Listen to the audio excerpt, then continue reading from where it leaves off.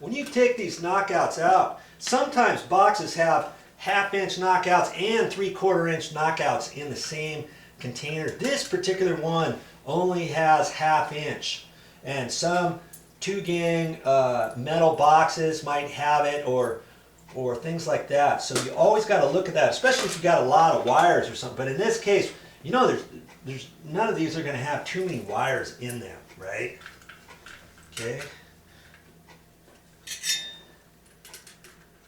Hang on to this. I probably should have my gloves on too. This stuff here will cut you in a minute. Yeah. If you're not being careful. Wiggle that back and forth, get it snapped in there into position, and that's it. That's pretty slick. Where are my gloves at? I guess I better be safe rather than sorry. And I only needed 5 of these little clamps, but you know, they came in a 10-pack. I'll probably use them again someday. You can probably buy them in a 2-pack. By the time you buy 3 packs, you could have bought 10 for the same price. For the same price. So I always kind of look at that, and it's always nice to have additional fittings next time you're on a job site, and you just happen to have the right fitting. Okay. Somebody's wanted.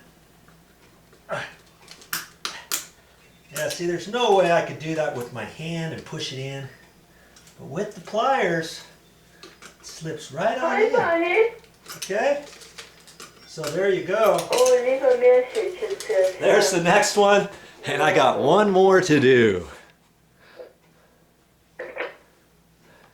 Oh, I guess they weren't going to leave any more message, so going to have you watch me do another one here. They don't take very long to get set up, do they?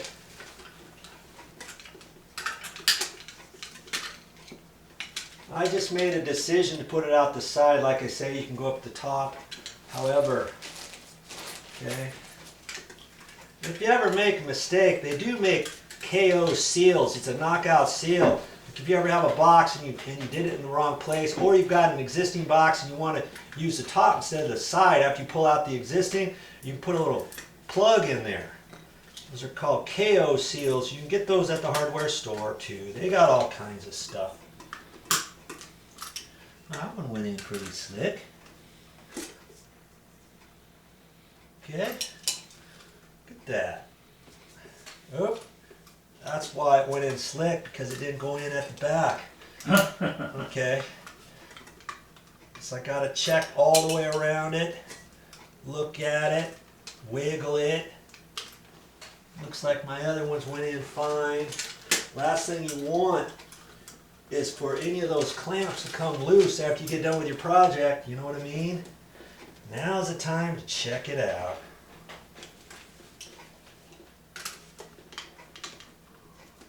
Okay, didn't even look inside it, see, looks fine. Onward to the next step. See all these things you're learning? Hey, it's not that hard. If I can do it, you can do it. Now I've got all these cans pretty much prepped. I've got my fittings on there, my little Romex connectors. But before I put those up, here, let me tell you what I've got in mind here. Okay, I know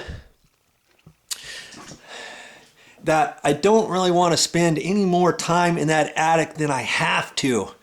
Okay, I've got a junction box up in the ceiling over there, and from there is where the light switch wires is at. And then that's going to come over to this first light. So then I'm going to daisy chain these. I'm going to go one there, and then from there I'm going to loop over to the next one, over to the next one, over to the next one.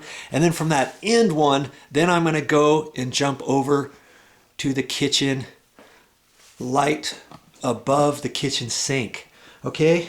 So, and that one is going to be hard to crawl in there. So here's what I'm going to do. I'm going to before I push it up in there, before I push the cut-in can up into the hole, I'm going to run and I'm going to attach the wire on down here. And so I know that piece comes out this way. So right about in here, over to this one here, and this one I'm going to have it face that way. That way I'm up off of the ceiling on the roof.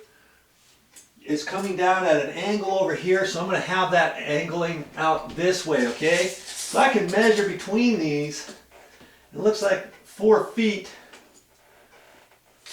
And so I'm going to cut a piece of wire at least 5 feet, probably 5.5, 6 feet long. And I can attach it onto here, shove it up there, and kind of fish the wire over this way. I can grab it and connect it over there. Then I don't have to crawl back over to that, okay? So I'm going to double check this again, and I can just measure from center to center if I want, because if I measure over here, then I got to measure over to there. And no matter what I do, it's about 4 feet, and then I've got 6-inch pigtail inside each one of those. That's 5 feet, and I'm going to allow for a little bit of extra. That's 6 feet, and I could even do it a little bit further depending where the joists are and how I want to route that over to here. But because it's so low over here, nobody's ever going to crawl over here or walk or whatever. So I can run I might just run the Romex right on top of a joist, or kind of sneak it down on the edge and then loop it over here or whatever. Okay, so I can do comfortably 6 feet, and I might even make it just a hair longer. I can cut it a little bit longer than that, okay? So I've got to get a little piece of wire, and I went down to the store, and they have wire you can get just in a small little roll. This one here is a 25-foot roll. See there? And that's what I ended up getting. That says 12-2, and then it comes with ground. 12-2 means it's 12 gauge. Up here, 12-2, 25 feet. That means it's 12 gauge. There's 2 wires in there, black and white, but it comes with a ground, a separate ground wire. And it looks kind of like this piece here. This is an older one. You see? That's how it's going to look. You've got a bare copper wire. Then you got a copper sheathed white wire, copper sheathed black wire. You see 12-2. Usually that means 12-2 with ground. Okay, so that's what I'm going to use. I got 25 feet. Now you can get that. I also had a roll that I just cut up, and I had a couple little pigtails left, and I got a 15-foot roll. If you only need a little bit. And you can get this in a 50-foot roll. You can even get it 100 feet, and the biggest roll is like 250 feet. If you're working on a house, doing a home run, or wiring an entire house, you get rolls of this. And they do that same thing with 14 gauge wire. The 14 gauge wire, of course, that first number will say 14/2, and then it'll either say with ground, or generally that's how they do it. So you get 14-2 with ground, or 12-2 with ground. The 14-2 is a little bit thinner gauge wire, okay? The reason why, if you've been watching my videos, I think I've already explained this, but the reason why I'm going with 12 gauge wire is because I looked, the existing lights had 12 gauge, and I looked at the electrical panel, and the electrical panel has a 20 amp breaker for this whole kitchen area, for these lights and plugs and stuff. And on a 20 amp breaker, you use 12 gauge wire. A 15 amp breaker, lots of times they'll use 15 amp breakers, and that's for 14 gauge wire, okay? Very important that you know the difference.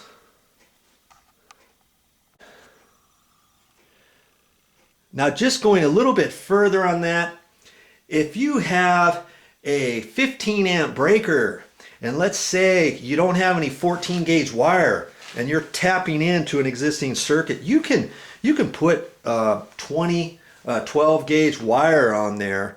You're never going to overload the circuit because you went up to 12 gauge instead of 14 gauge. But on the other hand, if you have a 20 amp breaker and you've got an existing circuit and you only have 14 gauge wire with you, you might want to think twice before putting 14 gauge wire on that existing circuit, because the breaker is bigger than the wire. And if you overload the circuit, or if you have an appliance that's plugging into a 14